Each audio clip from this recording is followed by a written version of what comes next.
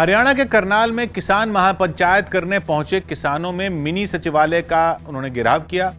कृषि सुधार कानूनों के मुद्दे पर सरकार से बातचीत फेल होने के बाद किसान संगठन अलग अलग जगहों पर महापंचायत करने हैं। करनाल उनकी महापंचायत का अगला ठिकाना था, जहां की अनाज मंडी में उन्होंने महापंचायत की, जिसके बाद वो मिनी सचिवालय की ओर बढ़ चले। मिनी सचिवालय यानी वो जगह जहां सारे सरकारी दफ्तर होते हैं। राकेश टिकैत की अगुवाई में किसान उसी ओर बढ़े। अनाज मंडी में पंचायत कर रहे किसान अब यहां से निकलकर जो मिनी सचिवालय है उस तरफ बढ़ रहे हैं। किसानों ने पहले ही कहा था कि उन्हें मिनी सचिवालय जो है उसका घेराव करना है। उनकी संख्या इतनी ज्यादा थी कि दूर से केवल सर ही सर नजर आए। फ्लाईओवर हो या उसके नीचे की सड़क, हर जगह किसान ही दिखे जो तेजी से मिनी सचिवालय की ओर बढ़े। वैसे पुलिस ने उन्हें रोकने के लिए बैरिकेडिंग की थी, लेकिन किसान कहां मानने वाले थे। वो आगे बढ़ते रहे, जिसके बाद पुलिस ने अपनाया पानी की बौछार का हथकंडा और एक के बाद एक पानी की 3 मोटी धारें उन पर छोड़ दी, जिसकी वजह से थोड़ी देर के लिए उनके पांव डगमगाए।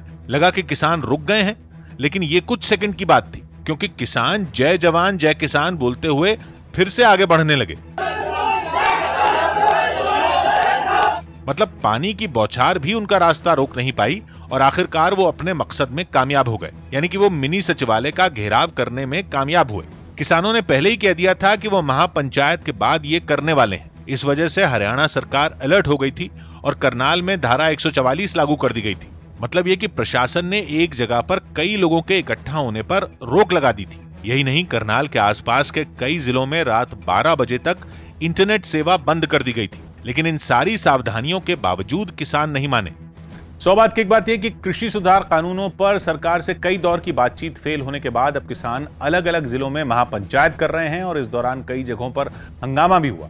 किसान बार बार कह रहे हैं कि तीनों कानून वापस लिए जाएं, जबकि सरकार का तर्क है कि कानून रद्द क्यों हो जब वो बदलाव करने को तैयार है।